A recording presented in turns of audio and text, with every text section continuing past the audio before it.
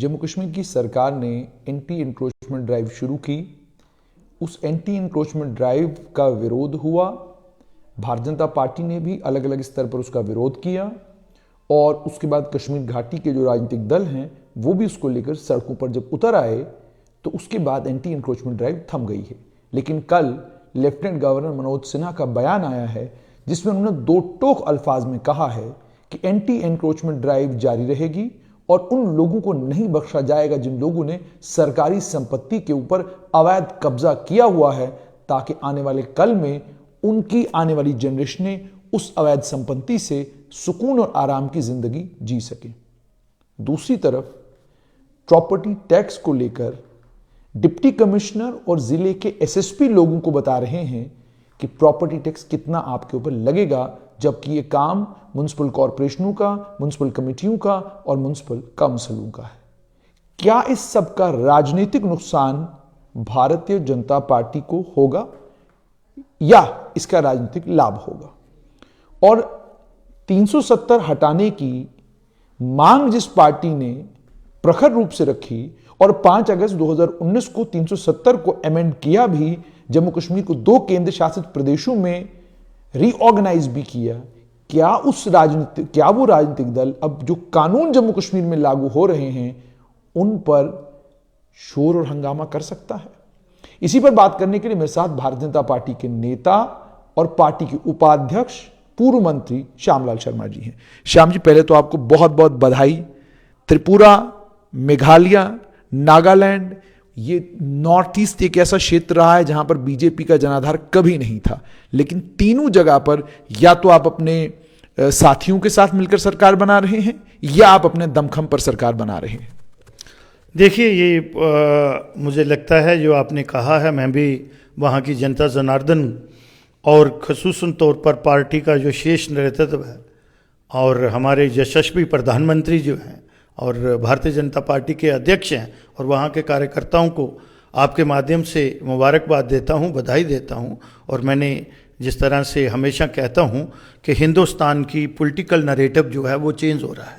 अगर आप वहाँ पे संख्या की बल की बात करेंगे और वहाँ पे जो लोग हैं, बहुसंख्यक कौन लोग हैं, तो यही है कि सबका साथ, सबका विकास, सबका विश्वास और सबके प्रयास से ऐसा हो रहा है। ये तीनों स्टेटें, और मुझे लगता है कि वहाँ 7 स्टेटें जो हैं, आज भारतीय जनता पार्टी वहाँ लोगों की सेवा में कार्यरत है। श्याम जी, ठीक है, वहाँ पर नॉर्थ ईस्ट में आप बहुत अच्छा कर रहे हैं, लेकिन क्या आपको लग रहा है कि जो anti encroachment drive Jammu Kashmir की सरकार ने की, उसके बाद प्रॉपर्टी टैक्स लागू किया, इन दोनों पर मैं आऊँगा, लेकिन पहले ये समझना चाहूँगा कि क्या आपको लगता है कि जम्मू कश्मीर में चुनाव होंगे अब जल्दी?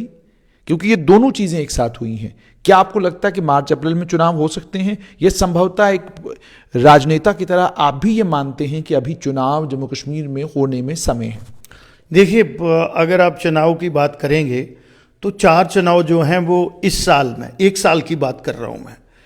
यहाँ पंचायतों की इलेक्शन जो है वो दिसंबर में ड्यू है, म्यूनसिपल कॉरपोरेशन की जो है वो अक्टूबर में ड्यू है, असेंबली तो पिछले 3-4 साल से ड्यू है क्योंकि लोगों के चुने हुए नुमाइंदे लेजिस्लेचर में नहीं हैं, और पार्लियामेंट का तो ड्यू, जनरल इलेक्शन का जो है वो अप्रैल महीने में होना है। तभी मैंने कहा कि 4 जो यहाँ के चुनाव हैं वो बिल्कुल ड्यू हैं।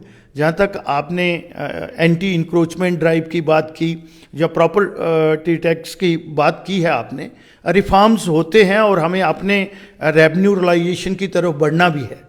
लेकिन क्या आपको लगता है कि ये सारे कदम उठा के, आप राजनीतिक दल हैं, खुद एक राजनीतिक आदमी हैं, क्या आपको लगता है कि लोगों को ये चीज़ें समझाना, लोगों के बीच में इस विचार को क्या कहते हैं लेकर जाना संभव है? जहां पर लोगों को प्रॉपर्टी टैक्स देने की आदत नहीं है, यहां पर लोगों को, जहां लोगों ने कभी ये सब चीजें देखी ही नहीं, और पॉपुलर गवर्नमेंट नहीं कर रही है, लेफ्टिनेंट गवर्नर कर रहे हैं, तभी मैंने आपसे पूछा क्या आपको लग रहा है कि वो राजनीतिक माहौल है जिसमें आप भी चाहेंगे कि जल्दी चुनाव हो? देखिए, मैं ये कहूँगा कि कहीं कम्युनिकेशन गैप है between the administration and public, और हमारे पास 3 टियर सिस्टम इस समय इन प्लेस है। PRIs जो है वो फुली फंक्शनल है यहाँ पे, और जिसकी जो डोमेन है। अब कम्युनिकेशन गैप में किस लिए कह रहा हूँ कि कुछ चीज़ें हम सेक्रेटरीट में बैठ के 1 साइडेड जब डिसीजन लेते हैं और उसके बाद हम एक्शन और रिएक्शन में आते हैं, ये कम्युनिकेशन गैप है। मुझे लगता है ये गैप जितना कम हो, और ये बात नहीं हम कहते कि जम्मू कश्मीर के लोग टैक्स पेयर नहीं हैं, वो टैक्स पे कर रहे हैं, जीएसटी भी दे रहे हैं, इनकम टैक्स भी दे रहे हैं, और प्रॉपर्टी वेल्थ टैक्स भी देते थे। अगर आप देखेंगे प्रॉपर्टी टैक्स जो है वो 1984 तक जहां रहा है, और वेल्थ टैक्स जो है जो कमर्शियल आधारों पे अब 2004 तक रहा है। वो जब पीडीपी और कांग्रेस की गवर्नमेंट आई थी, और उस समय के जो housing and urban development minister थे, उन्होंने वो बिल में अमेंडमेंट लाके, तो उसको ये बात नहीं है कि यहाँ के लोगों ने कभी दिया नहीं है, लेकिन जो इम्प्लीमेंटिंग एजेंसीज हैं जिन्होंने इसको परकुलेट करना है जमीनी सतह पे, वो हम वहां से फरमान निकालते हैं। और कहीं ना कहीं फिर ये अच्छी मूव जो है, चाहे वो एंटी इंक्रोचमेंट की हो, भारतीय जनता पार्टी इसमें हर तरीके से सहायता करने के लिए तैयार है। लेकिन मेरा सवाल ये था, क्या आपको लगता है माहौल जम्मू कश्मीर में है जिस माहौल में भाजपा चुनाव में उतरेगी और कमल खिलेगा 50 जगह पर? देखिए, भारतीय जनता पार्टी संगठन ने इलेक्शन लड़नी है, हमने सरकार के सहारे से इलेक्शन नहीं लड़नी है। चाहे लोगों को मुझे पता है कि आज हम डायरेक्ट गवर्नमेंट में नहीं है, और हमें कितना ऑन बोर्ड लिया जाता है, मैं बड़ा बेबाकी से बात करता हूं। यही चीजें हैं, हमारे पास दोनों कॉरपोरेशंस हैं। अगर हमने प्रॉपर्टी टैक्स, अगर नहीं, ठीक है जी, हमने लगाना है, हमें कहीं वहाँ से जो फंडिंग होती है गवर्नमेंट ऑफ इंडिया से 300 या 400 करोड़ रुपए का जो है, 600 करोड़ रुपए का हर साल हमें कम फंडिंग होती है। लेकिन लोगों को पहले ये चीज़ें पब्लिक डोमेन में ले जानी होती हैं, क्योंकि बहुत बड़ा गैप हो गया। अगर 2004 तक था या 84 तक था, तो हम 40 साल के बाद, और उसमें 3 जनरेशन आ गई हैं, 2 तो आई है ना, तो कभी रिएक्शन नहीं होता। हम ऑन बोर्ड लेते, और एक्ट में अमेंडमेंट की गई है। पहले तो मुझे लगता है कि लोकल बॉडीज जो पीआरआईज हैं, वो जो ड्यू कोर्स है, सिस्टम को, प्रोसीजर को फॉलो करना चाहिए था। अगर वो उस चीज को इग्नोर करते हैं या प्रॉपर रिस्पांस नहीं देते हैं, देन लेजिस्लेचर जहां नहीं है, फिर पार्लियामेंट होती है। और सैक का जो एक काम करने का तरीका है, मैं वो कोई उस तरह से नहीं बात कर रहा हूं, अच्छा ये चीज़ें होनी चाहिए, बट जिस तरह से अब हम लेके जा रहे हैं, अब हमारे डिस्ट्रिक्ट कलेक्टर भी, पुलिस भी, इन चीज़ों को बाद में आना चाहिए। मुझे लगता है कि एक डेमोक्रेटिक सेटअप पे ये चीज़ें अगर हमने उनको एजुकेट किया होता, तो मुझे लगता है जनता भी तैयार हो जाती और पॉलिटिकल पार्टियां भी तैयार होती। और आपको लग रहा है कहीं कि गुस्सा और नाराजगी आपके साथ है, और आप भी चाहेंगे कि चुनाव अभी जम्मू कश्मीर में ना हो, थोड़ा माहौल साजगार हो, फिर चुनाव? नहीं, हम तो चाहते हैं चुनाव होना चाहिए। पार्टी जो है 24/7 जो है वो बिल्कुल ऑन टो है। हम तो चाहते हैं लोगों की चुनी हुई सरकार आए, क्योंकि लोग कहीं ना कहीं, आप भी देख रहे हैं कि अब वो तकलीफ महसूस कर रहे हैं। इजी एक्सेस नहीं है, किसके पास जाएं? पीआरआईज को भी हमने फुली इंपावर नहीं किया हुआ है। अगर बीडीसी चेयरमैन के पास जाएंगे, उसको भी। अब अगर आप पंचायतों की बात कर रहे हैं, तो मैं आपकी स्टोरी देख रहा था, आप इन चीज़ों पे पैनी नज़र रखते हैं। आप ऐसे साफी हैं जो इन चीज़ों को बड़ा माइक्रो लेवल पे जाके और फिर पब्लिक डोमेन में लाते हैं। मैंने आपका काम देखा है, जो पास्ट प्रैक्टिस आपकी रही है, तो वो मैं देख रहा था। 14 कमीशन में एक कन्फ्यूजन, दिसंबर में आया, कोई आप एक्सपेंडिचर नहीं करोगे, आपने कैप लगा दी। अब बोलते हैं नहीं, आप इतने टाइम पीरियड में, और फिर सारा हमने ट्रांसपेरेंट मैनर से करना है। पहले उसको डीपीआर तैयार होने हैं, डीपीआर के बाद उसका आपने ई टेंडरिंग करनी है। वो टेंडरिंग प्रोसेस का भी तो कम से कम 10 दिन मिनिमम, शॉर्ट एंडेड में भी। तो वो कहीं जो कोड ऑफ कंडक्ट है काम करने का, बिजनेस कंडक्ट रूल जो बोलते हैं, वो कहीं मेल ही नहीं खाते हैं। मैं नहीं कहता कि मैं अपने ऑफिसर्स जो हैं, वेदर दे आर ब्यूरोक्रेट और टेक्नोक्रेट, उनकी काबिलियत पे कहीं प्रश्न चिन्ह कर रहा हूं, लेकिन सिस्टम में कहीं ना कहीं कम्युनिकेशन गैप है। हेड ऑफ द डिपार्टमेंट या एडमिनिस्ट्रेटिव सेक्रेटरी जो हैं, अब एंटी क्रोचमेंट ड्राइव की आप कर रहे हैं।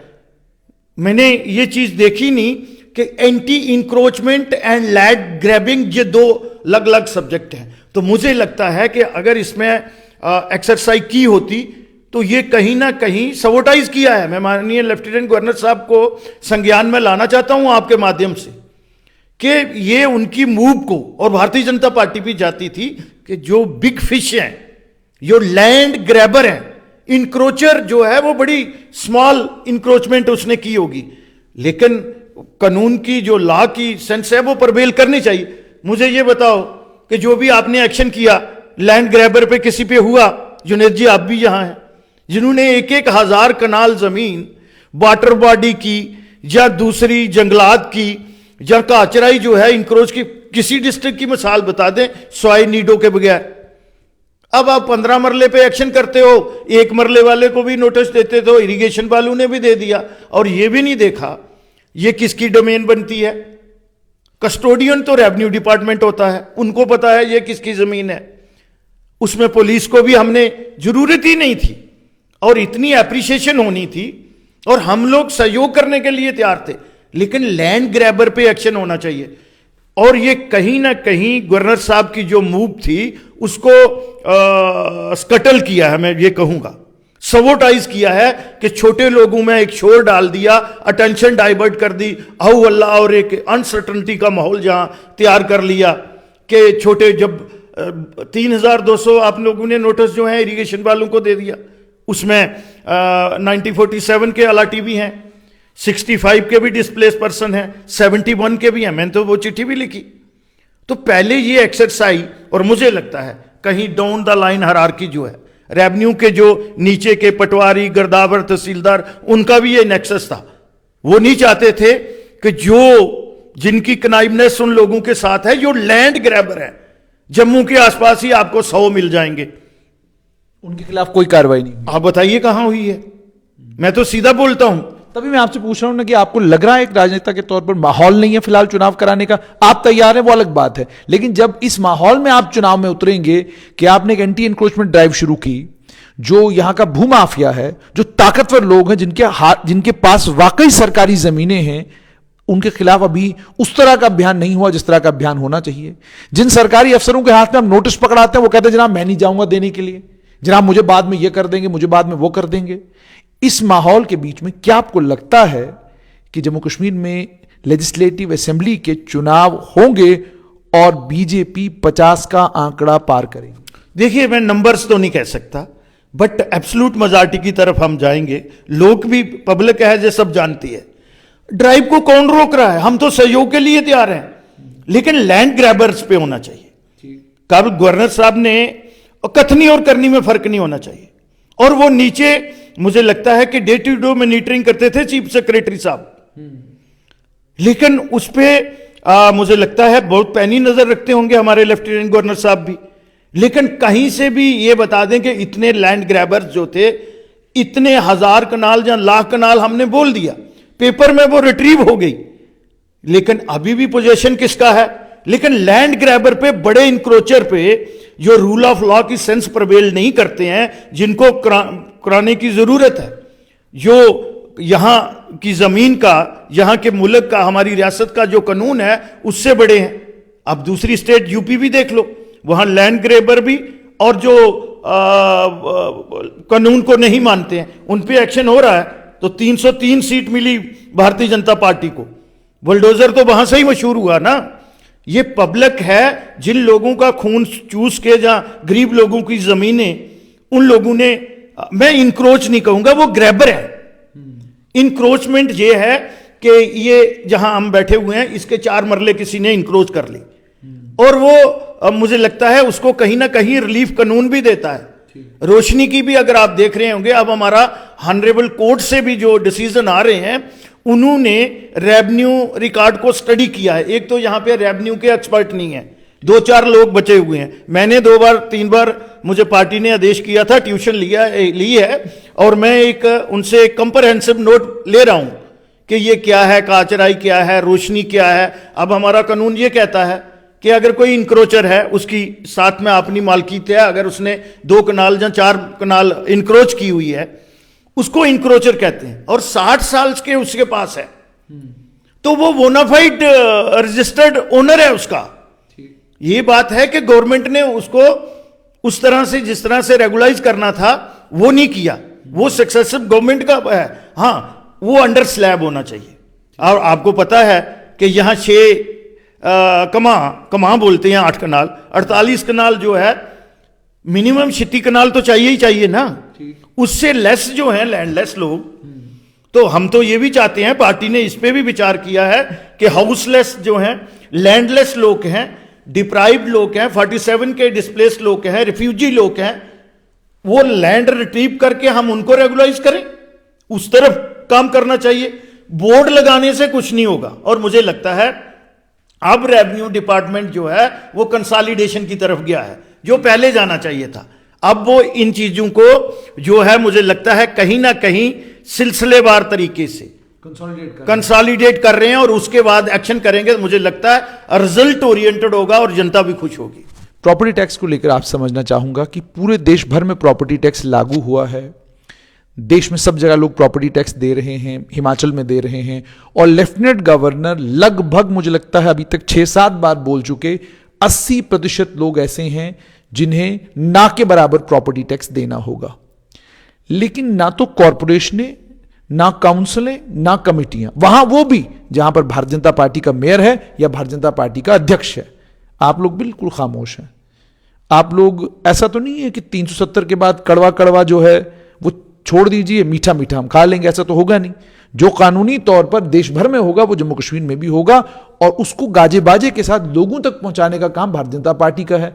आयुष्मान भारत आप लोगों के बीच में लेकर गए, कई स्कीमें ऐसी हैं जो बीजेपी के कार्यकर्ताओं ने आम जनमानस के बीच में पहुंचाई। आज इस प्रॉपर्टी टैक्स को लेकर मैं देख रहा हूं कि बीजेपी के लोग छुपते फिर रहे हैं, अध्यक्ष बात नहीं करना चाहते, पार्टी के बाकी नेता खामोश हैं। कारण क्या है? देखिए, टैक्स के खिलाफ कोई नहीं है और जम्मू कश्मीर के लोग भी खिलाफ नहीं है जो लोग उस स्लैब में आते हैं।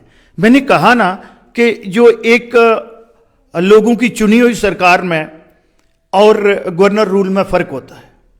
उस कारण फैटीग फैक्टर है। लोग कहते हैं कि भाई बहुत हो गया, अब एलजी का शासन, आप हमें एक लोकतांत्रिक सरकार दीजिए, तभी लोग रेजिस्ट कर रहे हैं। मैं बार बार रिपीट करूंगा तो अच्छा नहीं लगेगा आप जैसे साफी के सामने। कम्युनिकेशन गैप जहां भी है, जब हमारे पास एक प्रोटोकॉल, सेट प्रोटोकॉल है 3 टियर सिस्टम का, हमने उनको बोर्ड पे क्यों नहीं लिया? हमने म्युनिसिपल कमेटी को ऑन बोर्ड क्यों नहीं लिया?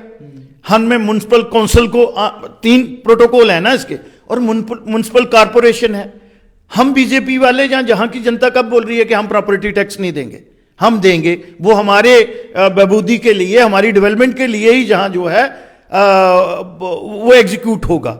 लेकिन मुझे लगता है कि लोगों को ऐसा लगता है कि ये ऊपर से फरमान आ गया, ना आपने कारपोरेशन को पूछा, ना आपने म्युनिसिपल कमेटी को पूछा, ना आपने ये काउंसिल, म्युनिसिपल काउंसिल को पूछा। आपके पास पीआरआईज हैं नीचे, डीडीसी है, बीडीसी है, पंचायतें हैं। तो मुझे लगता है कि कहीं ना कहीं जो गवर्नमेंट की फंक्शनिंग है उसमें और जो पब्लिक रिप्रेजेंटेटिव हैं उनमें काफी बड़ा गैप है। यही चीजें हम पब्लिक डोमेन में लाते, लोगों को एजुकेट करते पे किसको टैक्स देना है, किसको नहीं देना है, तो ये बात ही नहीं होनी चाहिए। मुझे लगता है हम लोग as a Bharatiya Janata party के कार्यकर्ता होने, हम सरकार को हमेशा सपोर्ट सप्लीमेंट करने के लिए तैयार हैं। हम नेशनलिस्ट लोग हैं और मुझे नहीं लगता है कि 5% से ज्यादा लोग जो हैं इस किस्म की जो रिफॉर्म्स हैं उनसे कतराते हैं। उनको भी पता है कि हमें राष्ट्र के प्रति हमारी भी जिम्मेवारी है, लेकिन बात फिर वही आ जाती है कि हम उस जो लोगों के सहयोग का उस आर्डर को हम फरमान बना देते हैं। हुक्मनामा डेफिनेशन अलग अलग है, तो वो कहीं ना कहीं, अब मैं आपसे बात कर रहा हूं तो वो तकल्लुफ की बातें अगर करूंगा तो उससे जनता, अब इरिटेटिंग फैक्टर जो है वो लोगों में ज्यादा बढ़ गया है और उसका कारण रहे हैं। कहीं ना कहीं बहुत सी जगहों पे हम बैकफुट पे चले जाते हैं, चाहे वो रिक्रूटमेंट की बात हो। 3-3 बार जो है वो लिस्टें कैंसिल हो रही हैं, तो हम भारतीय जनता पार्टी वाले क्या जवाब दें कि क्या बात है, सर्विस सिलेक्शन बोर्ड में पहले भी सिलेक्शनें होती थी, क्यों है? और उन लोगों की रिस्पॉन्सिबिलिटी फिक्स नहीं होती जो ब्यूरोक्रेट और टेक्नोक्रेट जिनकी जो जिम्मेवारी है। तो ये सारी चीजें कहीं ना कहीं किस तरफ इशारा करती हैं, वो चीजें संज्ञान जो है वो माननीय लेफ्टिनेंट गवर्नर साहब ने और चीफ सेक्रेटरी ने लेना चाहिए। उन ऑफिसर की रिस्पॉन्सिबिलिटी फिक्स क्यों नहीं होती जिनके टाइम में ये इंक्रोचमेंट हुई, और खुद वो भागीदार हैं। कितने ब्यूरोक्रेट और कितने टेक्नोक्रेट पे एक्शन हुआ, कितने एक्स मिनिस्टर पे हुआ, कितने लेजिस्लेटर्स पे हुआ, सबकी लिस्ट है किस किसने इंक्रोचमेंट की हुई है, किस किसने लैंड ग्रैब की हुई है। वो सारी चीजें पब्लिक डोमेन में रखे ना। अगर श्यामलाल उसमें आता है, जुनेद हाशमी आता है, कोई और आता है, पब्लिक को भी पता लगे। हम वो चीजों को क्यों छुपा के रखोगे? वो 681 आदमी की लिस्ट जो है वो पब्लिक डोमेन में रखें और पब्लिक खुद बोलेगी और सहयोग करेगी पब्लिक। मुझे लगता है कि आप 10 या 12 आदमी को नोटिस इशू करते हैं, वो कनाल वाला भी कोई नहीं ज्यादा होगा, ये आप देख लें। तो कहीं ना कहीं हमारी कथनी और करनी में फर्क नजर आ रहा है। दैट इज वाई जो इरिटेटिंग फैक्टर आप बोल रहे हैं वो जनता में बढ़ रहा है। और मुझे लगता है कि ट्रस्ट डेफिसिट जो है वो किसी भी डेमोक्रेटिक प्रोसेस के लिए और किसी भी सरकार के लिए मुझे लगता है ये घातक सिद्ध हो सकता है। ट्रस्ट डेफिसिट एक पॉलिटिकल गवर्नमेंट आज यहां पे नहीं है, लेकिन ये काम बनता है हमारे जो पीआरआईज हैं और उनके साथ क्लोज कोऑर्डिनेशन से एडमिनिस्ट्रेशन काम करे। वो हाकम नहीं बने, वो लोगों के सेवादार बने। जैसे आपने कहा वो हाकम न बने, वो लोगों के सेवादार बने। अंत में श्याम जी सिर्फ आपसे ये जानना चाहूंगा कि प्रॉपर्टी टैक्स जाहिर सी बात है कानून आ गया है, इंप्लीमेंटेशन भी आहिस्ता आहिस्ता शुरू हो जाएगी। एंटी एनक्रोचमेंट ड्राइव सरकार दोबारा शुरू करने जा रही है। रिक्रूटमेंट के ऊपर भी कल लेफ्टिनेंट गवर्नर ने बयान दिया, उन्होंने कहा 20,000 पोस्टें हमने आइडेंटिफाई करी हुई हैं और हम उन 20,000 पोस्टों को भी आने वाले दिनों में भरने जा रहे हैं। ये सारी चीजें अपनी जगह। अंत में फिर से कब तक जम्मू कश्मीर में चुनाव देखते हैं आप लेजिस्लेटिव असेंबली? मैंने कहा कि 4 इलेक्शनें जो हैं वो ड्यू हैं। जम्मू कश्मीर असेंबली का चुनाव कब तक देखते हैं? देखिए, ये तो मैं ये भी नहीं कहूंगा कि सारा काम जो है वो इलेक्शन कमीशन का है, क्योंकि मैं थोड़ा सा सिस्टम को जानता हूं। तो मुझे लगता है कि इस साल के एंड तक और बिफोर पार्लियामेंट इलेक्शन सरकार चाहती है, जो मैं सरकार कौन सी कह रहा हूं, यूनियन गवर्नमेंट, और हमारी पार्टी चाहती है कि यहां लोगों की चुनी हुई सरकार आए और जो लोगों की एक्सपेक्टेशंस हैं और जो एक वर्टिकल डिवीजन हो रही है, पहले कश्मीर और जम्मू में थी, अब मुझे लगता है लखनपुर के पार का भी एक सेगमेंट, जो एज ए पॉलिटिकल स्टूडेंट मैं जो समझ रहा हूं, ये चीजें नहीं होनी चाहिए। ये हमारा एक राष्ट्र है, लेकिन वो कहीं ना कहीं कुछ ऐसे एक्शन है जो लोगों को मंशा और शक जो है, बहम का कोई इलाज नहीं है, वो लुकमान के पास भी नहीं था। तो मुझे लगता है उसमें ट्रांसपेरेंसी माननीय लेफ्टिनेंट गवर्नर साहब को लाने की जरूरत है। बहुत बहुत शुक्रिया। तो आपने सुन लिया कि भारतीय जनता पार्टी के उपाध्यक्ष और पूर्व मंत्री श्यामलाल शर्मा ने एक बात बिल्कुल साफ कर दी है कि एंटी एनक्रोचमेंट ड्राइव हो या सरकार का प्रॉपर्टी टैक्स लगाने का फैसला हो, भारतीय जनता पार्टी इन दोनों फैसलों में सरकार के साथ है। लेकिन तरीकेकार क्या होना चाहिए? आपने एंटी एनक्रोचमेंट ड्राइव करनी है तो उन बड़े भूमाफियाओं के नाम आम जनता के बीच में लाइए और उसके बाद आपका बुलडोजर चलेगा, जनता साथ खड़ी होगी। आपको प्रॉपर्टी टैक्स लगाना है तो कॉरपोरेशनों, काउंसिलों और कमिटियों को आप कॉन्फिडेंस में लीजिए, उनसे बात कीजिए, संपर्क साधिए और काउंसिलों, कमिटियों और कॉरपोरेशनों के जरिए लोगों के बीच में प्रॉपर्टी टैक्स को लेकर जाइए, क्योंकि ये कॉरपोरेशनों के चुने हुए पार्षद हैं। काउंसिलों और कमिटियों में जो लोग जीतकर आए हैं उनका जनता के साथ सीधा संपर्क है, वही हैं जो जनता को समझा सकते हैं कि प्रॉपर्टी टैक्स जम्मू कश्मीर के हित में है, प्रॉपर्टी टैक्स देश के हित में है, थोड़ा बहुत है आप देंगे, आपकी सुख सुविधाएं जो है वो 2 गुना और बढ़ जाएंगी। ये काम केवल और केवल कॉरपोरेशनें, काउंसिलों और कमिटियों के लोग कर सकते हैं। भारतीय जनता पार्टी का ये मानना है कि देश के हित में कोई भी फैसला होगा, पार्टी उसके साथ खड़ी होगी, लेकिन फैसला लोकतांत्रिक तरीके से हो, फैसला जनता के साथ संवाद करके हो, फैसला लोगों के ऊपर थोपा ना जाए।